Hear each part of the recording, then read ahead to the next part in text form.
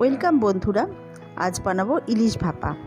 ইলিশ ভাপা বানাতে যা যা ইনগ্রেডিয়েন্টস লাগছে আমি সবই ডেসক্রিপশন বক্সে দিয়ে দিয়েছি। আমি এখানে 6 পিস মাছ নিয়েছি সর্ষের তেল, সর্ষে বাটা, নুন, হলুদ আর কাঁচা লঙ্কা বাটা। আমি একটা জায়গার মধ্যে প্রথমে নুন হলুদ লাগানো মাছগুলোর মধ্যে সর্ষের তেল,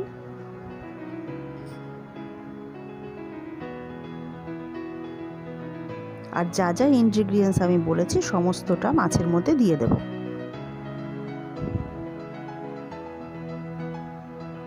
ভালো করে মাছটার এপিট ওপিট করে সমস্ত মশলাটা আমি লাগিয়ে নেব।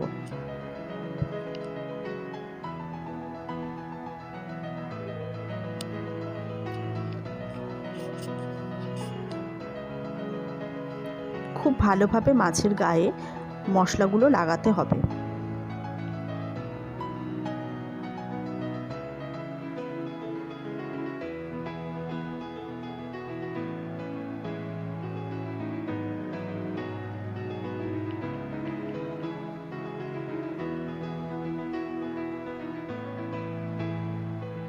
আমার খুব ভালোভাবে মশলাগুলো মাছের মধ্যে লাগানো হয়ে গেছে।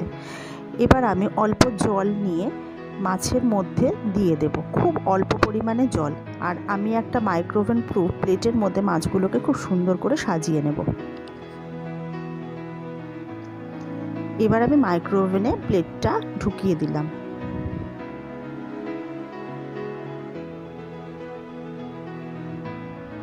আমি এখানে টাইম দেব 2 মিনিট কয়েক সেকেন্ড। 2 মিনিট 26 সেকেন্ড দিয়েছি। 2 মিনিট 26 সেকেন্ড পরে মাছগুলোকে বার করে নিয়ে আমি প্রত্যেকটা মাছকে উল্টে দেব।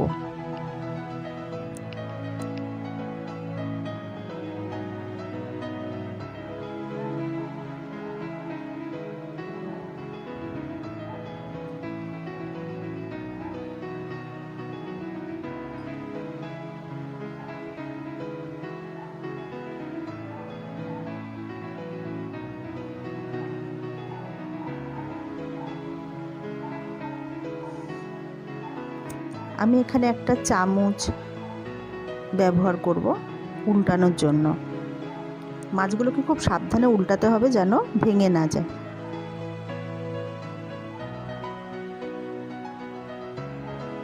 এরপরে আমি ওর মধ্যে আবার অল্প জল দিয়ে দেব, খুবই অল্প জল।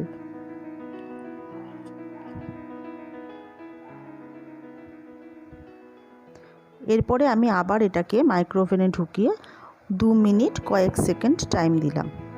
2 মিনিট 26 সেকেন্ড একই টাইম এখানে দিলাম। 2 মিনিট 26 সেকেন্ড পর আমি মাছটাকে বার করব। দেখো মাছটা পুরো রেডি হয়ে গেছে। খুব সুন্দরভাবে মাছটা সেদ্ধ হয়ে গেছে এবং মাছটা খুব ভালোভাবে তৈরি হয়ে গেছে।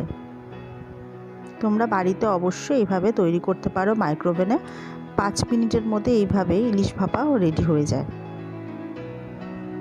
তোমাদের যদি আমার রেসিপিটা ভালো লাগে তোমরা অবশ্যই লাইক, কমেন্ট এবং শেয়ার করো আর সাবস্ক্রাইব করতে ভুলো না।